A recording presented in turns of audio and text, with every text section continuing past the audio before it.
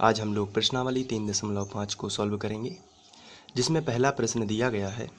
निम्न रैखिक समीकरणों के युग्मों में से जिसका एक अद्वितीय हल है, जिसके कोई हल नहीं है, या जिसके अपरिमित रूप से अनेक हल हैं, अद्वितीय हल की स्थिति में उसे बीजगणित विधि से हल भी करना है और उनके हल ज्ञात करना है। तो ये हमें प्रश्न दिए हुए हैं।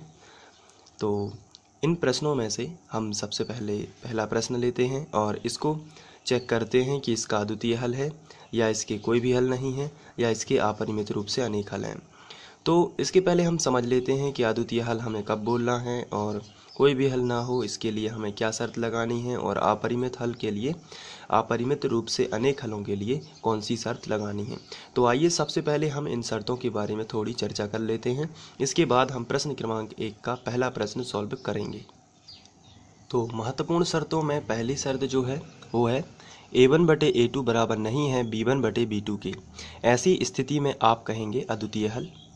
दूसरी शर्त जो होगी वो है a1/a2 बराबर b1/b2 बराबर नहीं है c1/c2।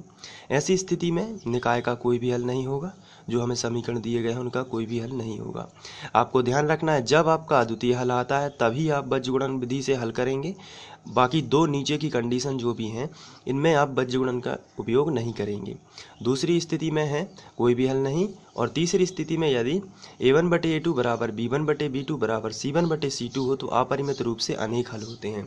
तो आपको ध्यान रखना है, यदि पहले बार में बराबर नहीं लगा है तो वो रहता है अद्वितीय हल। यदि पहली बार में बराबर लगा हो और दूसरी बार में बराबर नहीं हो तो रहता है कोई भी हल नहीं, और किसी में भी बराबर नहीं का चिन्ह ना हो तो ऐसी स्थिति में होता है अपरिमित रूप से अनेक हल। तो ये शर्तें आपको ध्यान रखनी है, और यदि ये शर्तें आपको याद हो जाती हैं तो फिर आप इनका हल कर सकते हैं। और आपको एक बात भी याद रखना है कि हमेशा जब अद्वितीय हल यदि आपका निकलता है तभी आप बीजगणित विधि का उपयोग करेंगे।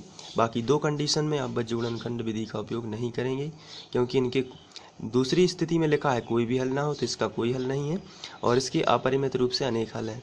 इसका मतलब होता है इसके कई हल हो सकते हैं, बहुत सारे अनंत, इसलिए इसको भी सॉल्व नहीं किया जा सकता, केवल अद्वितीय हल को ही सॉल्व किया जा सकता है। आइए हम पहला प्रश्न करते हैं और इसको समझते हैं। तो पहले क्वेश्चन में हमें दिया गया है x - 3y - 3 बराबर 0, और दूसरा समीकरण है 3x - 9y - 2 बराबर 0। तो सबसे पहले हम इन दोनों समीकरणों को लिख लेते हैं और इन्हें समीकरण 1 और समीकरण 2 बना देते हैं। इसके बाद जब समीकरण के बराबर में 0 हो तभी हम इसकी तुलना व्यापक वर्ग समीकरण से कर सकते हैं, यानी समीकरण 1 और समीकरण 2 दोनों की तुलना हम व्यापक वर्ग समीकरण से कर सकते हैं। लेकिन इसके पहले मैं आपको व्यापक वर्ग समीकरण के बारे में बता देना चाहता हूँ। तो ये व्यापक वर्ग समीकरण है।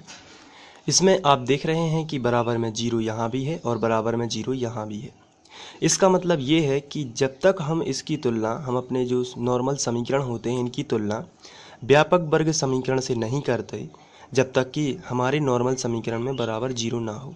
यदि उदाहरण के तौर पर हमें ये समीकरण दिए जाते 3x - 4y बराबर 2, 2x - 2y बराबर 1, तो इसमें आप देख रहे हैं कि बराबर में 0 यहाँ भी नहीं है और बराबर में 0 यहाँ भी नहीं है।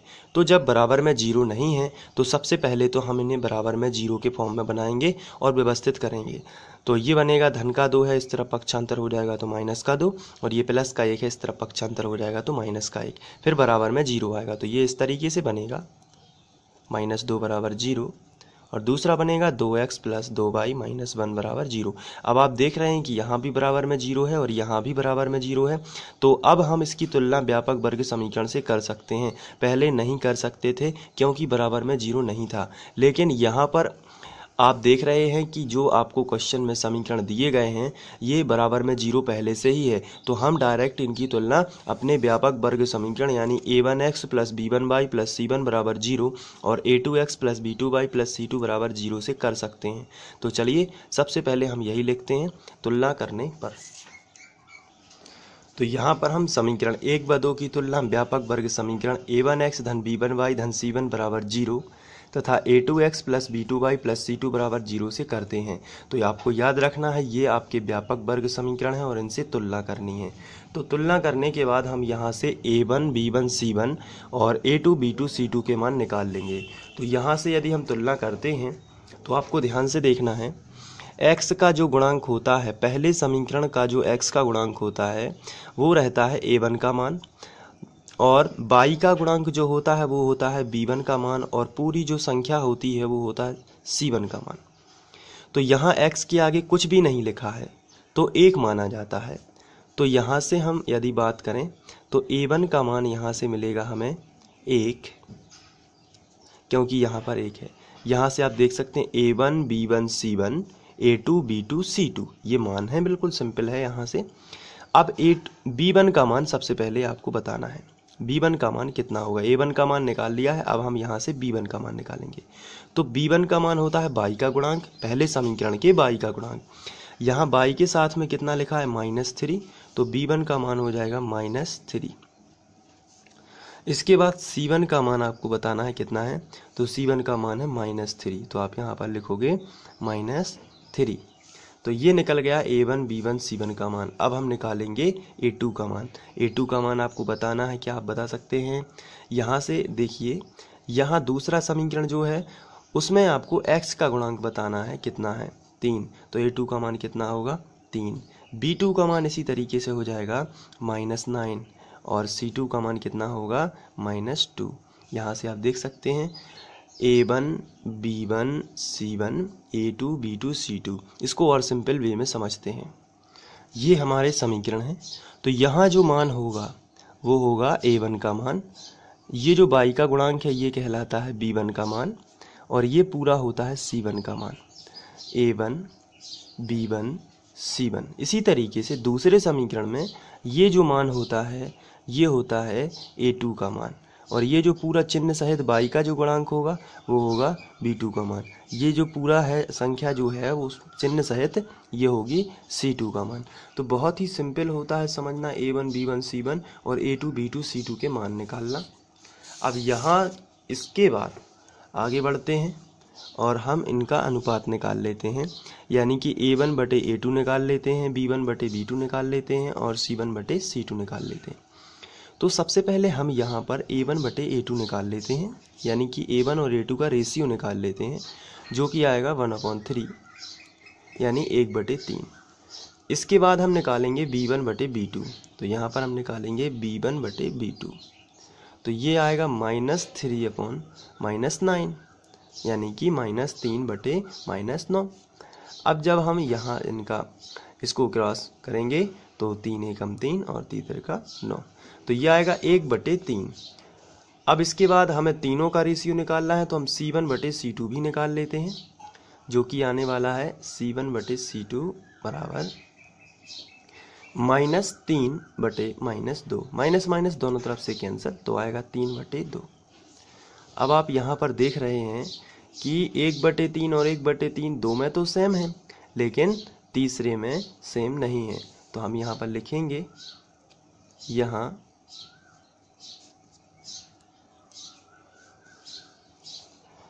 1/3 बराबर है 1/3, यानी कि पहला 1/3 यहाँ लिखना है, उसके बाद दूसरा 1/3 यहाँ लिखना है, लेकिन बराबर नहीं है 3/2 के। तो ये शर्त जो बनती है इसलिए यह आता है, आप जो भी लिखना चाहें।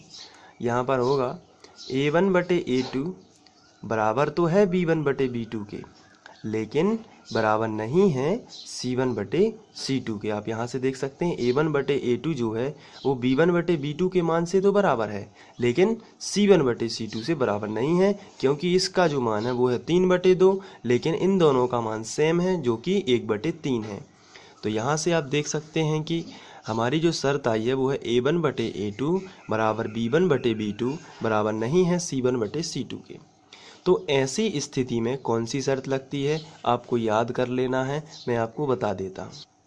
ऐसी स्थिति में जो शर्त है वो है a1 बटे a2 बराबर b1 बटे b2 बराबर नहीं है c1 बटे c2 का है, कोई हल नहीं है। तो हम वहाँ जाकर लिखेंगे, अतः समीकरण निकायों का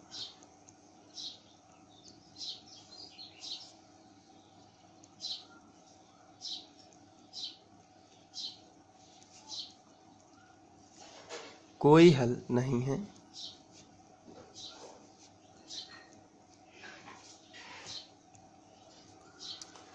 तो इस तरीके से या आप इसलिए का प्रयोग भी कर सकते हैं ताकि अतः रिपीट ना हो। और यहाँ से आप देख सकते हैं कि ये क्वेश्चन कितना सिंपल था और आप इसको नोट भी कर सकते हैं। तो इसके नोट करने के लिए आप यहाँ से लिख लीजिए, ये पहला स्टेप है दिए गए समीकरण से लेके, और इसके बाद ये दूसरा है,